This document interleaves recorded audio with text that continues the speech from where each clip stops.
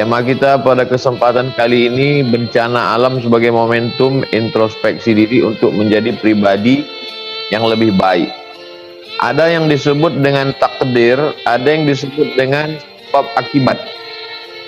Sebab akibat itu adalah ketika kita ambil tahu lalu kita potongkan ke urat nadi, lalu darah pun muncrat dan kita mati. Maka ini hukum sebab akibat. Orang yang penuh dengan kesadaran lalu dia pergi ke tengah jalan, lalu lintas hiruk pikuk, lalu dia ditabrak truk, pecah kepalanya, mati dia. Hukum sebab akibat. Nah, apakah bencana? Kita ambil sampel contoh banjir. Apakah banjir itu sebab akibat? Sebab dari perbuatan kita, efek dari suatu perbuatan itu muncul suatu masalah. Maka lahirlah banjir bandang. Nah, ini perlu dianalisa lebih dalam supaya kita tidak terkeliru. Jangan sampai banjir akibat dari perbuatan manusia dengan penuh kesadaran, tambang liar, mendapatkan izin, lalu kemudian penebangan hutan, lalu setelah terjadi orang dengan enaknya saja enteng berkata, mari kita beriman kepada takdir baik dan takdir buruk. Ini pembodohan. Agama itu bukan opium seperti yang dikatakan Karl Marx. Nanti membenarkan ucapan Marxisme bahwa agama itu hanya opium saja. Ditebang pohon dengan penuh kesadaran, otomatis kalau pohon sudah ditebang, hutan gundul, maka tidak lagi ada akar-akar pohon kayu yang menahan air. Lalu kemudian ketika banjir bandang datang, kita hujan lebat datang, kita kebanjiran. Ketika panas terik, kita kebakaran hutan sengaja dibakar. Maka jangan sampai kita membodohi umat ini. Nah, ini semua adalah ulah perbuatan manusia. Zaharal fasadu fil barri wal bahri. Sudah terlihat kerusakan secara jelas fil barri di daratan, wal bahri di lautan, bima kasabat aidin nas, akibat dari perbuatan tangan manusia. Dulu ketika Allah mau menciptakan manusia, apa kata malaikat? Ataj'alu fiha man yufsidu fiha wa yasfikud dima. Untuk apa kau ciptakan mereka ya Allah? Mereka hanya akan dua, yufsidu fiha, membuat kerusakan, wa yasfikud dima, dan menumpahkan darah. Nah, ini yang terjadi sekarang. Begitu indahnya karang di dalam lautan, tiba-tiba saja ketika saya menyelam di salah satu daerah, saya lihat sama seperti batu kerikil-kerikil. Mana warna-warna yang indah? Ini dibom, Ustadz. Orang mau nangkap ikan dibom.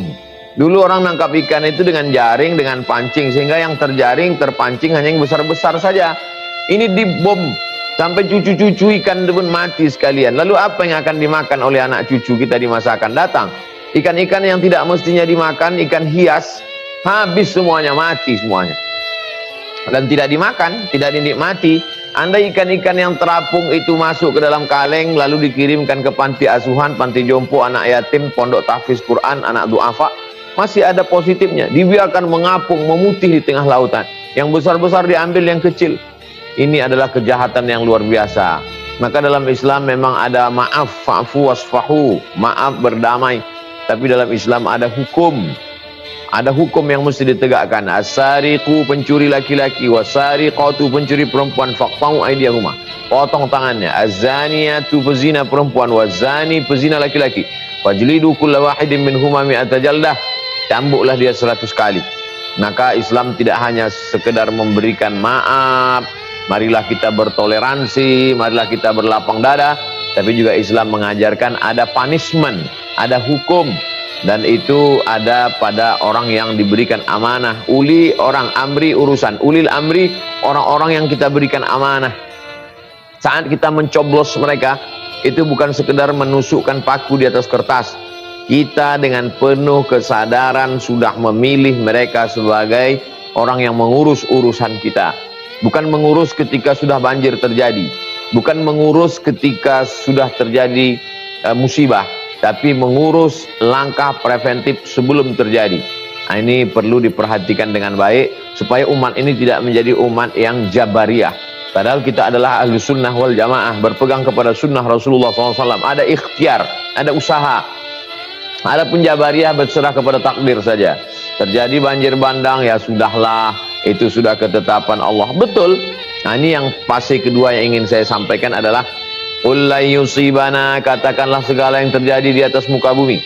La yusibana illa ma kataballahu lana, kecuali sudah ditetapkan Allah Subhanahu wa taala. Kita sudah jaga alam dengan baik, tidak menebang hutan, tidak merambah hutan, mengadakan reboisasi, sudah sholat berjamaah, sudah mengajarkan zikir, bersolawat, lalu kemudian terjadi juga, maka ini termasuk beriman kepada rukun iman yang keenam. Antu minabillah wa malaikatihi wa kutubihi wa rusulihi wal yaumil akhir wa biqadri khairihi wa syarrihi. Ini sudah tidak dapat terelakkan lagi.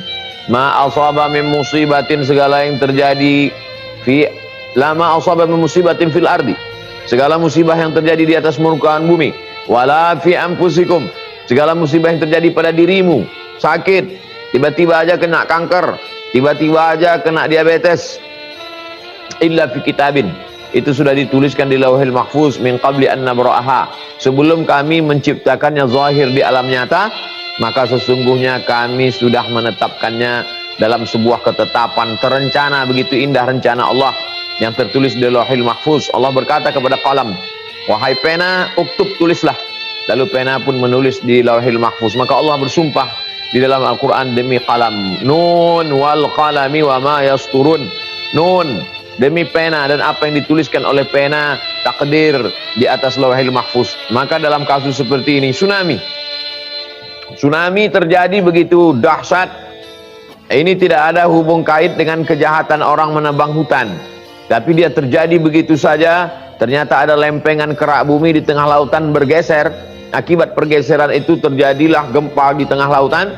Akibat dari gempa di tengah lautan, maka terjadilah gelombang yang naik ke darat meluluh lantakkan manusia, tepat pada tanggal 26 Desember tahun 2004. Maka ini termasuk dalam kategori ma asaba min musibatin fil ardi, segala yang terjadi di atas permukaan bumi. Tsunami, angin puting beliung, kebakaran, sudah dijaga dengan baik. Makanya dalam Islam diajarkan sebelum tidur malam matikan lampu. Kenapa disuruh matikan lampu? Supaya jangan sampai ada tikus, lalu kemudian tikus ini menarik lampu. Zaman dulu lampu itu dari lampu teplok, kata kami di Sumatera, di bawahnya ada minyak, di atas ada sumbu, supaya kalau lampu ini menyala, orang tertidur, datang tikus, ditariknya, tumpah minyaknya, kebakaran. Maka ada usaha, ada ikhtiar, matikan lampu, kunci pintu. Kita tidak bisa berkata pintu dibuka lalu kemudian masuk pencuri, dia ambil semua. Dan ketika kita melapor, kita katakan ini adalah ulah kejahatan kita. Kita lebih dulu berbuat jahat sebelum pencuri itu berbuat jahat kepada kita. Suatu ketika datanglah seorang menjumpai Nabi Muhammad SAW. Aqiluha wa atawakkal am utliquha wa atawakkal. Apakah saya tambatkan, saya ikatkan dulu hewan tunggangan saya di luar masjid itu, saya tambatkan dulu baru saya bertawakal, atau saya lepaskan saja lalu saya bertawakal? Kata Nabi, i'qilha, tambatkan dulu, ikatkan dulu, setelah itu barulah bertawakal. Itu diajarkan tawakal dalam Islam. Setelah usaha maksimal, ikhtiar, terjadi juga apa yang terjadi yang tidak kita kehendaki. La yusibana illa ma kataballahu lana huwa maulana. Yang bisa menolong kita hanya Allah Subhanahu wa ta'ala. Ini perenungan buat kita bersama. Lalu kemudian yang ketiga, ada sebab akibat. Yang kedua, ada takdir Allah. Yang ketiga, yang perlu kita pikirkan adalah bahwa akibat dari dosa-dosa kita bisa juga azab itu turun. Wattaqu fitnatan la tusibanna alladzina zalamu minkum khassah. Takutlah kamu kepada azab ketika dia turun, dia tidak hanya menimpa orang yang zolim-zolim saja. Jadi ketika banjir bandang itu datang, yang didatangi air itu bukan rumah yang menebang hutan, bukan pimpinan proyek-proyek illegal logging. Yang diluluh lantakkan itu rumah-rumah imam, rumah ustadz yang tidak bersalah, rumah guru tahfiz Al-Quran. Enceng gondok masuk ke dalam perumahan sedada tinggi air, dikirimkan videonya ke saya. Apa salah mereka? Apa dosa mereka? Dosanya adalah tidak melakukan amar ma'ruf nahi mungkar. La ta'murunna bil ma'ruf, ajak orang berbuat baik. Wa la tanhauna 'anil munkar, larang orang berbuat mungkar. La yushikanna ayyab'atsallahu 'alaikum iqaban. Kalau kamu tidak melakukan amar ma'ruf nahi mungkar, dikhawatirkan akan diturunkan hukuman. Ketika hukuman itu turun, Tsumma tad'unahu, lalu kamu berdoa minta kepada Allah, fala yustajabu lakum, doa kamu tidak dikabulkan Allah. Mengapa terjadi musibah? Karena umat meninggalkan amar ma'ruf nahi mungkar. Itu ada hutan ditebang, digundul, illegal logging, hutan diambil. Ya nggak apa-apa, yang penting tidak mengganggu rumah kita. Hutan kan masih jauh dari kota. Ribut mahasiswa unjuk rasa, Pak, Ibu, itu ada orang sudah menggali tanah-tanah kita, mereka mengambil nikel, ini tidak ada izin dari negara, pemerintah. Ya udah nggak apa-apa, yang penting mereka mau nyumbang, yang penting mau menolong kita, toh mereka juga ngasih ke masjid. Tidak ada amar ma'ruf nahi mungkar. Kuntum khairu ummah, kamu adalah umat yang terbaik. Kapan kita disebut umat terbaik? 3 syaratnya. Ta'muruna bil ma'ruf, ajak orang berbuat baik. Wa tanhauna 'anil munkar, larang orang dari perbuatan mungkar. Wa tu'minuna billah, beriman kepada Allah Subhanahu wa taala. Jadi 3 poin ini menjadi pemikiran perenungan kita bersama. Afala ta'qilun, apakah kamu tidak berpikir? Afala tatafakkarun, kenapa kamu tidak berpikir? Afala tatadzakkarun, kenapa kamu tidak mengingat, eling tentang betapa Allah Subhanahu wa taala sudah menitipkan ini kepada kita. Inna aradnal amanata 'alas samawat, kami mau menitipkan alam semesta ini ke langit, wal ard, ke bumi, wal jibal, ke bukit-bukit, fa abaina ayyahmilnaha, mereka tidak ada yang sanggup memikulnya. Wa hamalahal insan, manusialah yang begitu berani untuk memikul amanah ini. Innahu kana zaluman jahula, manusia itu sifatnya zalim, aniaya, egois, mementingkan kepentingan pribadi. Yang penting dia punya rumah besar, duit banyak, ganti mobil, rumah anaknya, rumah cucunya, rumah cicitnya, rumah mantunya, rumah mertuanya. Tidak memperdulikan bahwa rumah orang akan hancur binasa karena musibah akibat dari perbuatan tangan-tangan manusia yang jahat, yang berdosa. Lalu kemudian dengan entengnya, enak saja berdoa, Rabbana fir lana dzunubana. Dengan uang haram itu pula dia pergi ke kota Makkah sebelum Covid, menangis di pintu Ka'bah. Maka sesungguhnya innallaha thayyibun, Allah maha suci, la yaqbalu illa thayyiban, Allah tidak menerima kecuali yang suci-suci saja. Makanlah duit harammu itu, pakailah duit harammu itu untuk pergi ke Makkah. Maka sesungguhnya haji dan umrahnya tidak diterima Allah Subhanahu wa taala. Kenapa tidak diterima? Mat'amuhu haram, makanannya haram. Mashrabuhu haram, minumannya haram. Malbasuhu haram, pakaiannya haram. Wa ghudhiya bil haram, diberikan suap makanan haram. Anna yustajabulah, apakah mungkin doanya dikabulkan Allah Subhanahu wa taala? Oleh sebab itu ini menjadi perenungan buat kita, berhenti kita sejenak yang selama ini sibuk dengan aktivitas kita sampai kita lupa kepada Allah, lupa berzikir, lupa bertetangga, lupa bersilaturahim. Tapi ketika hentakan ini terjadi, maka kita berhenti sejenak. Betapa tidak berdayanya kita melihat mobil-mobil hanyut di depan rumah, melihat rumah-rumah penuh sampai kamar habis semuanya. Betapa kita dikirimkan gambar seorang bapak menyelamatkan anak kecil di dalam kulkas. Kulkas dijadikan sebagai perahu untuk menyelamatkan anak di dalam, anak bayi. Ini semua membuat kita menjadi tersentak dari kegiatan kita yang haram-haram, yang kita tidak melakukan haram tapi kita ikut diam terhadap perbuatan haram. Kata Imam An-Nawawi mengutip pendapat Imam Abu Ali Ad-Daqqaq, as-sakitu 'anil haq syaitan akhras. Orang yang diam melihat kemungkaran merajalela, kebenaran diinjak-injak, syaitan akhras, mereka adalah setan-setan yang bisu. Ini perenungan. Mudah-mudahan orang yang masih mau berpikir menggunakan akal pikirannya. Kalau di zaman bencana musibah, orang tidak berpikir, malah masih sempat mengambil kesempatan korupsi bantuan sosial, korupsi untuk yang haram, maka sesungguhnya ini bukan lagi manusia. Lahum a'yunun la yubsiruna biha, mereka punya mata tapi matanya sudah tertutup, tak bisa dipakai untuk memandang. Lahum adhanun la yasma'una biha, mereka punya telinga tapi telinganya tak lagi bisa dipakai untuk mendengar. Lahum qulubun la yafqahuna biha, mereka punya hati tapi tidak lagi bisa dipakai untuk merenung. Ulaika kal an'am, mereka ini sama seperti binatang. Balhum adall, bahkan mereka lebih hina daripada binatang. Siklus manusia begitulah terjadi seterusnya. 1442 tahun sejak hijrahnya Nabi Muhammad SAW, hari berganti, musim berubah, dahsyat fenomena alam semesta. Ini semua untuk mengajak kita kembali merenung mana kekuatan kita. Mana kehebatan kita? Ternyata ketika dia datang, air yang datang, api yang datang, angin yang datang, bumi terbelah, gelombang pasang naik ke darat. Sesungguhnya kita hanyalah makhluk yang lemah, yang tidak berdaya, yang tidak bisa berbuat apa-apa. Maka satu sisi musibah itu adalah menghabiskan, meluluh lantakkan alam semesta, tapi kita pandang positifnya, dia juga menghilangkan dosa-dosa. Ma yusibul mu'min min nasabin wala wasabin wala saqamin wala syaukin yastakuha. Gundah gulana, risau, sakit, susah hati, duri yang menusuk tapak kaki, illa kafarallahu anhu biha sayyi'atuh. Sesungguhnya dengan itu Allah menghapuskan segala dosa-dosa.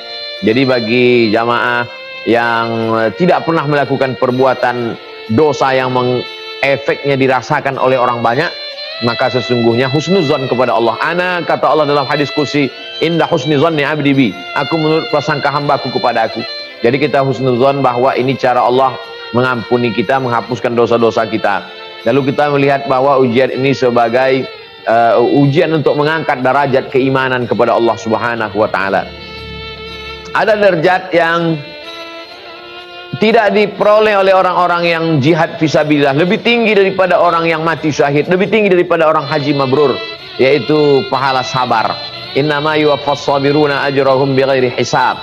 Orang yang sabar menerima ujian dari Allah, maka sesungguhnya dia mendapatkan balasan dari Allah bighairi hisab, unlimited, tidak bisa dihisab, tidak bisa dihitung. Itulah balasan. A'adatu li ibadiyas salihin, aku sudah siapkan untuk hamba-hambaku yang saleh. Mala ayunun ra'at, balasan yang belum pernah dilihat mata, wala udhunun sami'at, belum pernah didengar telinga, wala khatara ala qalbi bashar, belum pernah terlintas di hati manusia. Maka balasan-balasan itu diberikan Allah bagi orang-orang yang sempat merenung sejenak dan dia taubat nasuha. Ya ayyuhalladzina amanu, wahai orang-orang beriman, tubu ilallah, bertobatlah kepada Allah, taubatan nasuha, taubat nasuha. Ini belum kiamat alam semesta.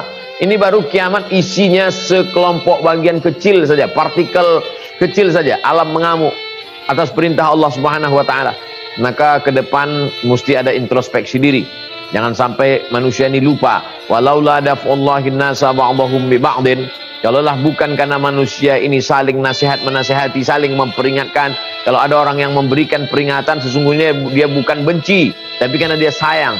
Karena kita satu alam ini seperti orang yang tinggal di dalam sebuah kapal bahtera di tengah lautan. Maka ada orang yang melobangi kapal itu di bawah. Lalu kemudian orang yang berada di atas mengatakan, ya nggak apa-apa, dia kan di bawah. Dan ketika kapal itu tenggelam, air laut masuk ke dalam.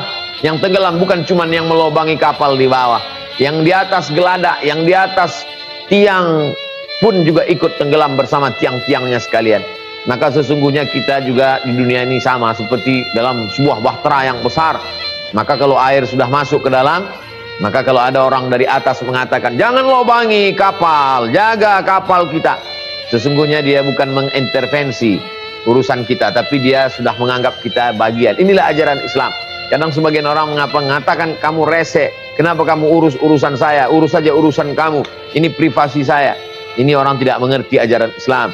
Islam mengajarkan kita untuk peduli, care. Maka dalam Islam tidak hanya diajarkan tentang sholat, zakat, puasa, tapi juga ada yang disebut dengan fiqhul bi'ah, fikih lingkungan. Idza waqa'an ala ahadikumul qiyamah, kalau kamu sudah mau mati, wa fi yadihi fasilah, di tanganmu ada bibit korma, falyughrisha, tanamkan bibit korma itu. Ini menunjukkan kita mesti bercocok tanam. Seandainya Nabi Muhammad SAW itu tinggal di daerah Katulistiwa, Gemah Ripah, Lojenawi, Tongkat dan Batu jadi tanaman, maka tidak ada yang aneh, iklim tropis, tapi dia tinggal di Jazirah Arab. Bercocok tanam itu sulit, susah. Zaman sekarang aja untuk satu korma mesti ada keran air di bawah. Tapi dia mengajarkan, mari bercocok tanam. Bagaimana dengan orang yang sudah ada pohon tanaman, dia tebang? Man qata'a sidratan, siapa yang memotong sebatang pohon sidir, sawwaballahu ra'sahu finnar, disungkurkan Allah kepalanya dalam api neraka. Sebatang pohon sidir kau tumbang, maka Allah sungkurkan kepalamu dalam api neraka. Bagaimana kalau engkau menebang 1 hektar, 2 hektar, satu hutan belantara, rata dengan tanah, kayunya kau jual dapat duit banyak. Mestinya ada aturan peraturan, mesti ada hutan lindung supaya hewan-hewan tidak mati, komunitas ekosistem tidak rusak. Tapi apa yang terjadi? Di tepi lautan mestinya ada mangrove. Maka ketika datang gelombang, maka air itu tidak terlalu besar sampai ke pantai karena dia ditahan oleh mangrove. Tapi apa yang terjadi? Mangrove dirusak, tidak ditanam, maka air langsung dari lautan naik sampai ke darat, sampai ke kota, habis meluluh lantakkan. Ini semuanya adalah akibat dosa manusia yang dia pun sendiri mati dalam dosanya. Dan yang lebih menyedihkan adalah yang mati dalam dosanya bukan dia, bukan anaknya, bukan keluarganya. Orang-orang yang tidak bersalah pun ikut juga menanggung derita akibat dari perbuatan tangan manusia yang tamak dan rakus.